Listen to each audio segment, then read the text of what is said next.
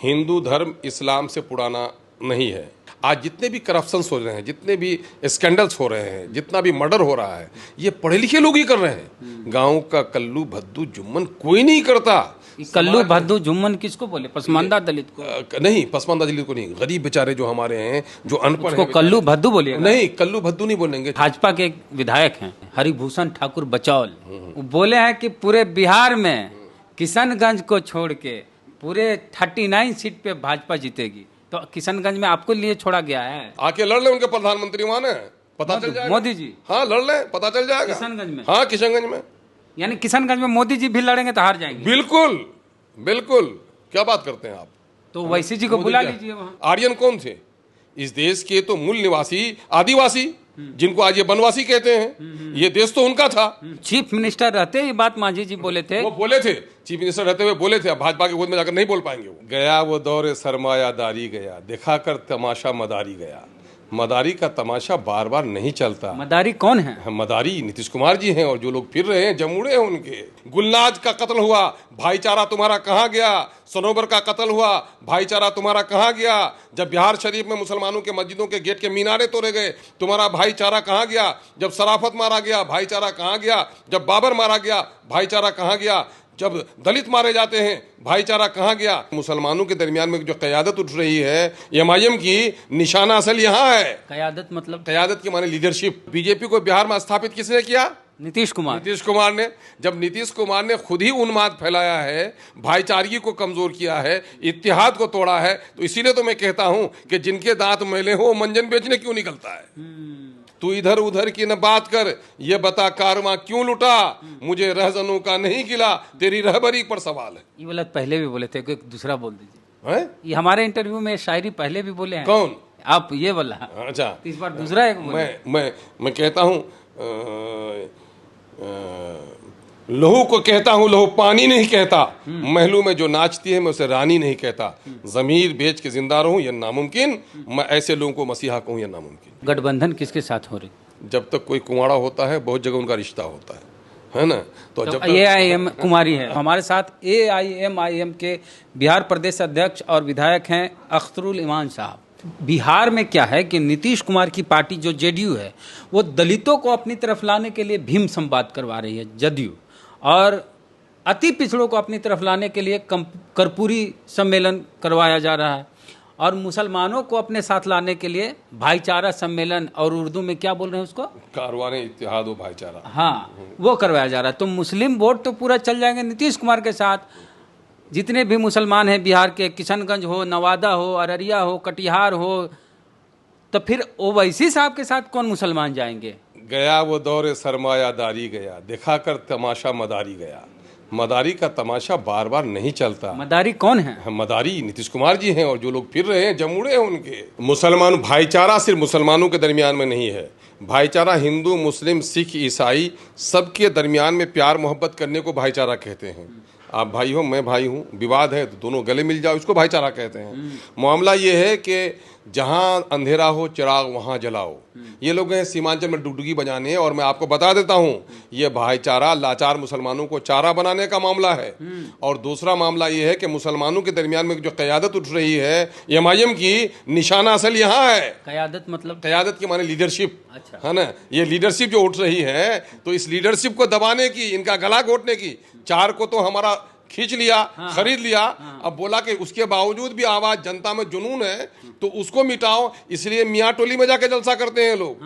आपको अगर सरकार जरूरत है तो बिहार शरीफ में हमारे हिंदू मुस्लिम भाइयों में विवाद हुआ तो सबसे पहले तो जाकर भाईचारा की शिक्षा वहां देनी चाहिए थी उनको, नीतीश जी के घर में, नालंदा में, है ना। इसलिए जो मैं आपको पहले कहा हूं कि जिसके दांत मैले हों वो मंजन बेचने नहीं निकले। जो नालंदा में भाईचारा पैदा नहीं कर सका, वो देश में कहां से भाईचारा पैदा कर देगा। और आपको बता दूं, भाईचारा की पुटली को लोग समेट के रखे हैं। आने वाले दिनों में उनको बड़ी जरूरत पड़ने वाली है। भाईचारा का मामला पड़ेगा राजद और जदयू में, जब फूट पड़ेगी, जब कांग्रेस में लूट पड़ेगी, जब टिकट के लिए गुत्तम गुत्ता होगा, कोई इधर भागेगा कोई उधर भागेगा। भाईचारा की पुटली को बचा के रखें अपने मामले को ठीक करने के लिए। बिहार के दलितों को और अक़लियतों को उनकी लीडरशिप से रोकने के लिए ये जो मदारी खेल रहा है खेल और जमूरे बजा रहा है ताली, ये बहुत देर तक नहीं चलेगा। हर जगह मुस्लिम अक़लियत के लोग पूछने लगे हैं कि हमारी गुलनाज का कत्ल हुआ, भाईचारा तुम्हारा कहाँ गया? सनोबर का कत्ल हुआ, भाईचारा तुम्हारा कहाँ गया? जब बिहार शरीफ में मुसलमानों के मस्जिदों के गेट के मीनारे तोड़े गए, तुम्हारा भाईचारा कहाँ गया? जब सराफत मारा गया, भाईचारा कहाँ गया? जब बाबर मारा गया, भाईचारा कहाँ गया? जब दलित मारे जाते हैं, भाईचारा कहाँ गया? इसके माने ये है, ये भाईचारा नहीं, मुस्लिम क़यादत की उठती हुई लहर को दबाने की एक नापाक साजिश है, एक नापाक कोशिश है। जनता पूछ रही है, तू इधर उधर की न बात कर, ये बता कारवां क्यों लुटा? मुझे रहजनों का नहीं गिला, तेरी रहबरी पर सवाल है। ये वाला पहले भी बोले थे, कोई दूसरा बोल दीजिए। हैं? ये हमारे इंटरव्यू में शायरी पहले भी बोले हैं। कौन? आप ये वाला। अच्छा, तो इस बार दूसरा एक बोले। मैं कहता हूँ, लहू को कहता हूँ लहू पानी नहीं कहता, महलों में जो नाचती है मैं उसे रानी नहीं कहता, ज़मीर बेच के जिंदा रहूं यह नामुमकिन, मैं ऐसे लोगों को मसीहा कहूँ यह नामुमकिन। ये कारवाने इत्तेहाद और भाईचारा क्या है? भाईचारा का मतलब आपसी मोहब्बत, प्रेम, शांति है ना। इत्तेहाद का मतलब है कि सबका संगठित हो जाना। तो मैं कह रहा हूँ ये एक अच्छा अमल है और ये कर रहे हैं तो साधुवाद देना चाहिए, जो भी कोई करे। और लेकिन जहाँ ज़्यादा अंधेरा हो वहाँ चिराग जलाने की ज़रूरत है। लेकिन एक बात ये बताइए कि जिनके दांत खुद मैले हों वो मंजन बेचने के लिए निकले? किनका दांत मैला है? जिनके दांत मैले हों वो मंजन बेचने निकले, जिनको रास्ता नहीं सूझता हो, अंधा हो, वो चश्मा बेचने निकले। चश्मा से याद आया सर, कैसे निकल रही बात? चश्मा से जी सुख याद आया कि बिहार में नीतीश कुमार सालों सालों सालों से मुख्यमंत्री हैं और आंख दिखाने दिल्ली जाते हैं और कहते हैं हमने बिहार का विकास कर दिया। जी, अपना आंख दिखाने जा रहे हैं दिल्ली नीतीश कुमार। चश्मा कौन पहनेंगे, कितने नंबर के, वो दिल्ली के डॉक्टर बताएंगे। और इतने सालों से, लगभग 18-19 साल कितना हो गया? वो अपनी आंख किसी को दिखाए, लेकिन नीतीश कुमार ने आंख दिखाया है गरीबों को, आंख दिखाया है दलितों को, आंख दिखाया है मजलूमों को, आंख दिखाया है यहाँ के मुस्लिम माइनॉरिटी को, उसने आंख दिखाने का काम किया है। और मामला ये है, जो बात मैं कह रहा था कि अमन और भाईचारगी का जो पैगाम वो देना चाह रहे हैं, तो ये काम अगर अच्छा है तो कोई अमन को, भाईचारगी को, इत्तेहाद को तोड़े तो पापी जरूर है। तो हमको पीछे मुड़ना चाहिए कि बिहार के शांत और सौहार्दपूर्ण वातावरण को किसने प्रदूषित किया, भाईचारगी किसने ख़त्म की। मैं अपने सीमांचल की पट्टी की बात कहता हूँ कि वहाँ भाईचारगी इस कदर है कि हिंदू मुस्लिम शादी में, गम में, जीने में, मरने में एक दूसरे के साथ हैं और पूरा कारवां उसका उधर घूम रहा है। तो क्यों ज़रूरत है वहाँ भाई उसकी? मामला ये है कि जब से बीजेपी में गए हैं, बीजेपी की जितनी भी ऑर्गेनाइजेशन हैं, आरएसएस के जितने भी सब ऑर्गेनाइजेशंस हैं, उन्माद फैलाने का काम, दाढ़ी, टोपी, हिंदुस्तान, पाकिस्तान, मंदिर, मस्जिद, यूनिफॉर्म सिविल कोड, एनआरसी, तलाक बिल, ये सारा किसने किया? ये सारा किया बीजेपी ने। और बीजेपी को बिहार में स्थापित किसने किया? नीतीश कुमार। नीतीश कुमार ने। जब नीतीश कुमार ने खुद ही उन्माद फैलाया है, भाईचारगी को कमजोर किया है, इत्तेहाद को तोड़ा है, तो इसीलिए तो मैं कहता हूं कि जिनके दांत मैले हो मंजन बेचने क्यों निकलता है। इसलिए मैं कह रहा हूं। एक गुलाम नबी आजाद है, जानते हैं उनको? हाँ, बिल्कुल। कौन है? कांग्रेस के नेता है, थे। हाँ, कांग्रेस के नेता। वो बोले कि हिंदू धर्म इस्लाम से पुराना धर्म है और पहले सभी मुसलमान जो हैं वो हिंदू थे और कश्मीर में मुस्लिम थे ही नहीं, सारे लोग हिंदू थे। देखिए, उनकी आधी बात सच है और आधी बात गलत है। हिंदू धर्म इस्लाम से पुराना नहीं है। हिंदुस्तान में हो सकता हो, मुसलमानों की जो आइडियोलॉजी है और मुसलमानों का जो इतिहास रहा है और मुसलमानों का जो दर्शन शास्त्र रहा है, मुसलमानों के जो मजहबी ज्ञान रहा है, वो ये कहता है कि संसार को ईश्वर ने पैदा किया और ईश्वर ने जिस पहले इंसान को पैदा किया वो मुस्लिम था। इसलिए इस्लाम शुरू दिन का मजहब है। बीच में लोग दाएं बाएं हो गए, अलग अलग तौर तरीके लोगों ने अपना लिया, आस्था तब्दील हो गया, ज़बान तब्दील हुई, कल्चर तब्दील हुआ, लोगों ने नए नए धर्म बना लिए। तो यहाँ पर बाद को अरब से जो इस्लाम आया, तो ये इस बात में सच्चाई है कि हिंदुस्तान में जो आदिकाल से बसे हुए लोग थे, उसमें से बड़े लोगों ने यहाँ के ज़ात पात, छुआछूत, गरीबी, अमीरी, अत्याचार की वजह से इस्लाम का कलमा पढ़ा है। इस बात में सच्चाई है कि इस देश में की जो आबादी है, अगर आप देखेंगे, अभी कुछ लोग बोलते क्या हैं, प्रधानमंत्री ने खुद उस दिन बोला है कि 1000 साल की गुलामी से देश को हम निकाल रहे हैं। 1000 साल की गुलामी कहाँ से आ गई? गुलामी तो हुई तो 200 साल की हुई, अंग्रेजों ने गुलाम किया था। और अगर मुगल को अगर आप मानते हैं कि मुगल का काल गुलाम था, तो फिर 5000 साल की गुलामी की बात करो ना। आर्यन कौन थे? इस देश के तो मूल निवासी आदिवासी, जिनको आज ये बनवासी कहते हैं, ये देश तो उनका था। तो आर्यन अगर आए तो 5000 से गुलामी की बात करो ना, 2000 की बात क्यों करते हो? तो आर्यन आए तो वो भी तो बाहर से आए ना। मांझी जी वाला बयान दे रहे हैं। मांझी जी वाला बयान नहीं, ये सच्चाई पर ये बात तो मांझी मैं कह रहा हूं, मांझी 2 और 2 4 किसी की मीरास नहीं है। सच बात कहनी चाहिए लोगों को। मामला ये है कि ये 1000 साल की गुलामी, मांझी जी कुछ बात करें लेकिन 1000 साल गुलामी करने वाले के साथ चले गए हैं, इसलिए मांझी जी की बात वो नहीं रही। मांझी जी अब कुछ भी कहते थे, वो 1000 साल गुलामी बोलेंगे, वो 5000 साल बोलने की ताकत अब नहीं रही उसमें। चीफ मिनिस्टर रहते ही बात मांझी जी बोले थे, वो बोले थे, चीफ मिनिस्टर रहते हुए बोले थे। अब भाजपा की गोद में जाकर नहीं बोल पाएंगे वो। मामला ये है कि इस देश का जो बासिंदा है वो आदिकाल से जो आदिवासी रहे हैं वो है मूल निवासी, और उससे बाहर से अगर आए तो ये जो आए मुगल आए बाहर से आए, यहाँ के सारे मुसलमान थोड़े बाहर से आए। तो जाहिर है कि यहाँ लोगों ने धर्म परिवर्तन किया है, धरती का परिवर्तन नहीं किया। इसलिए मैं दावे के साथ कह सकता हूँ, और गुलाम नबी आजाद साहब ने कहा कि हिंदू बिहार देश भारत में हो सकता है, हिंदू धर्म पुराना हो सकता है। हिंदू धर्म भी तो नहीं था ना, ये तो 18वीं सदी के शुरू से आप इसको कहिए, उस वक्त तो अलग अलग जाति में बटे हुए थे ना। इसको तो हिंदू शब्द भी नहीं था। 17वीं 16वीं शताब्दी में आप हिंदू शब्द भी नहीं पाएंगे। तो मामला ये है कि लोगों का इस मामले में बड़ा अल्प ज्ञान है। शुरू दिन से इस संसार का जो धर्म रहा है वो इस्लाम रहा है शुरू दिन से। बाद को लोग अलग अलग धर्मों में बढ़ गए, देश में रहा होगा।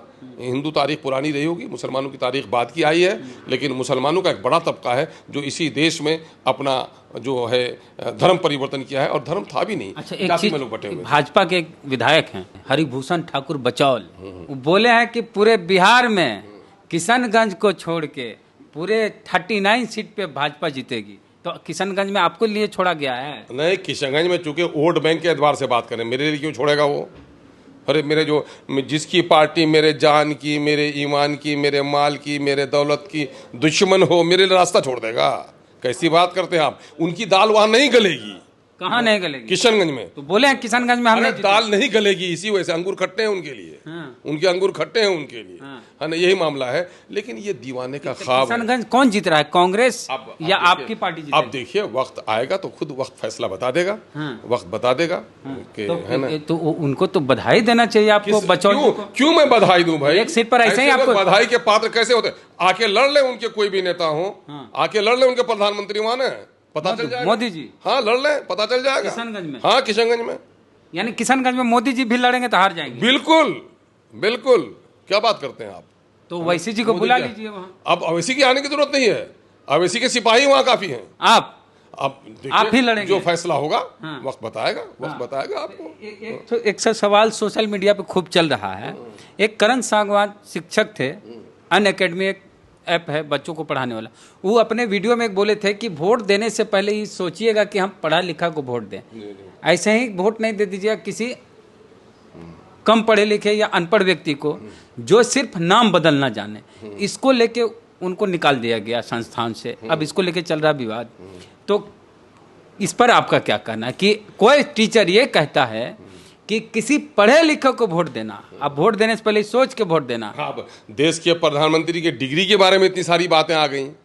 प्रधानमंत्री के हमारे बच्चे कितने कंफ्यूज होंगे कि मेरे प्रधानमंत्री कहाँ पढ़े, अपने बड़ों से सीख लेते हैं। और देश का सबसे बड़ा इंसान प्रधानमंत्री, राष्ट्रपति के बाद का दूसरा बड़ा इंसान, और वो अपने सर्टिफिकेट के बारे में जवाब नहीं दे पा रहा है। तो बच्चे तो हमारे बड़े तो सर है दिखा दिए डिग्री। बच्चे तो हमारे बड़े कंफ्यूज हैं, और उनको लगता यही है ना, जिसको आंख आती है रोशनी से उसको बड़ा डर लगता है। क्योंकि ये बात कहीं ना कहीं उधर चली जाती है, तो शायद उसी की सजा उनको मिली होगी। और मामला लेकिन ये है, मैं उसको ये कर दूं कि सिर्फ पढ़ा लिखा और अनपढ़ नहीं, आदमी का किरदार होना चाहिए, है ना। बहुत सारे लोग कम पढ़े लिखे थे और बहुत अच्छी सियासत उसने की। देखो, मैं कहता हूँ कि ज्ञान चाकू की तरह है।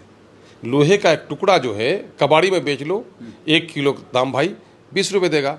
उसी को जरा सा आग में सुलगा लो, पढ़ा लो, चाकू बना लो, 10 चाकू की कीमत 500 रुपये हो जाएगा। तो ये पढ़ा लिखा हो गया। तो ये पढ़ा लिखा देखो बड़ा अच्छा होता है। बच्चा इस चाकू को पकड़ता है, उंगलियां काट डालता है, माएँ सब्जियां काट देती हैं, और ये चाकू गलती से चला जाए किसी डाकू के हाथ में तो गर्दन उतार देता है, और डॉक्टर के हाथ में हो तो नश्तर बहनकर जहर निकाल देता है। तो पढ़े लिखे से सिर्फ नहीं होता है, पढ़ा लिखा होने के साथ साथ उनके किरदार में ईमानदारी भी होनी चाहिए। पढ़े लिखे अकबर नहीं थे, लेकिन महान थे। आज जितने भी करप्शन हो रहे हैं, जितने भी स्कैंडल्स हो रहे हैं, जितना भी मर्डर हो रहा है, ये पढ़े लिखे लोग ही कर रहे हैं। गाँव का कल्लू भद्दू जुम्मन कोई नहीं करता। कल्लू भद्दू जुम्मन किसको बोले? पसमानदा दलित को? नहीं, पसमानदा दलित को नहीं, गरीब बेचारे जो हमारे हैं, जो अनपढ़ हैं। कल्लू भद्दू बोलिए? नहीं, कल्लू भद्दू नहीं बोलेंगे, चूंकि समाज ने उसको इस इंगित किया जाता है कि ये बेचारे अपना नाम खुद ही इस तरह का रखते हैं, और ये पढ़े लिखे नहीं होते, गरीब परिवार के होते हैं, तो ये बुरा काम नहीं करते। ये कल्लू भद्दू की सच्चाई की मैं दलील पेश कर रहा हूँ कि ये आज भी कल्लू भद्दू अनपढ़ है, लेकिन बेईमानी किसी की नहीं करता, किसी का गर्दन नहीं काटता। जो लोग पढ़े लिखे हैं और सब हैं, यही लोग बमबारी भी करते हैं। ये प्लान बताइए, लोकसभा चुनाव में क्या प्लान है आपका? मेरा प्लान है, बिहार के 38 जिले में अपने संगठन को बना रहा हूं, अपनी तैयारी कर रहा हूं, अच्छे कैंडिडेट जो हैं अपने दल में उसको हम तैयार कर रहे हैं। और बिहार में हमारे लिए एक मजबूरी ये हो गई है कि हम चाहते हैं कि बिहार में बीजेपी को देश से निकाला जाए, लेकिन उसके लिए ज़रूरत इस बात की है एक मजबूत संगठन बने। लेकिन बिहार में जिन लोगों ने संगठन बनाया बीजेपी के खिलाफ, बीजेपी मुझसे ज़्यादा बीजेपी के बारे में कोई नहीं बोल सकता, अवैसी साहब से ज़्यादा बीजेपी का पोल कोई नहीं खोलता। अपोजिशन के लीडर को जो जिम्मेदारी थी कि देश की जनता के साथ जो बीजेपी खिलवाड़ कर रही है, चाहे एनआरसी का मसला हो, चाहे तलाक बिल का मसला हो, पेट्रोल की कीमत नहीं, पेट्रोल की कीमत बढ़ रही हो, मैं कह रहा हूं अवैसी साहब से तक कोई नहीं बोला, तो अवैसी साहब को उसमें शामिल नहीं करते हैं। तो अब हमारे लिए जरूरी हो गया है कि हम तीसरा घटक बनाएं, हम तीसरा गठबंधन अपना तैयार करने की कोशिश। चुनाव जो हो रहे हैं सर, दो ही तरह का अमेरिका जैसा हो गया है। किसने कहा? या तो ये या तो बता देगा समय आपको कुंडी में भी तो दो ही तरफ हुआ था ना, है ना, गोपालगंज में दो ही तरफ हुआ था। उपचुनाव भाई, उपचुनाव नहीं हुआ, मगर सांकेतिक चीजें आपको समझेंगे ना क्या होगा। एमआईएम ने जो काम किया है, एमआईएम ने अपनी पहचान बनाई है, हम तो कह रहे हैं कि हम किस लिए लड़ रहे हैं। देखिए, ये पार्टियां कुर्सी के लिए लड़ रही हैं, जिसको कहते हैं इख्तिदार और सत्ता की लड़ाई, और हम लड़ रहे हैं दलितों, शोषितों, पीड़ितों और अक़लियतों की इंसाफ की लड़ाई। हम वजीर आला, वजीर आजम, प्रधानमंत्री या मुख्यमंत्री बनने की लड़ाई नहीं लड़ रहे हैं। ये सदन में सच बात कहने वाले कुछ लोग हों डंके की चोट पर कहें। बहुत सारे मुद्दे ऐसे आते हैं जहां सत्ता पक्ष भी अगर कदम उठाता है तो विपक्ष के लोग चुप रहते हैं। ऐसे वक्त में गरीबों और दलितों की, अक़लियतों के हित की रक्षा करने के लिए एमआईएम की मौजूदगी जरूरी है। गठबंधन किसके साथ हो रही? अब हमारी छोटी पार्टियां हैं और गठबंधन समय आएगा। तो नाम बताइए, बहुजन समाज पार्टी समय आएगा, पप्पू यादव क्योंकि अब जिसको जिसका नाम लेना हो नाम लें। जब तक कोई कुंवाड़ा होता है, बहुत जगह उनका रिश्ता होता है ना। तो जब ये कुमारी है। अभी जो लोग नहीं, मैं तो खुद इसमें अगुवाई कर रहा हूँ, तो मैं इसमें लीड कर रहा हूँ। अच्छा। मामला ये है कि देश में आप देखेंगे कि इस वक्त मेरे जो सदर साहब हैं, आप बिहार के सदर हैं। बिहार के सदर हैं, लेकिन जो कुछ भी हमारा होगा हम अपने राष्ट्रीय अध्यक्ष के मशवरे से करेंगे। हमारी कुछ बातें दिल्ली में चल रही हैं, अब देखिए ऊँट किस करवट बैठता है, समय आएगा खुद बता दूंगा। और ये आपको बताए बगैर ये तो प्रसारित भी नहीं हो सकता ना, लेकिन वक्त से पहले कुछ कहना मुनासिब भी नहीं। पर आपकी क्या राय, प्रतिक्रिया दीजिए कमेंट बॉक्स में। फेसबुक पे वीडियो देख रहे हैं, पेज को लाइक फॉलो नहीं किया कर लीजिए। यूट्यूब पे वीडियो देख रहे हैं, सब्सक्राइबर नहीं, घंटी बजा कीजिए। जय भीम, जय भारत।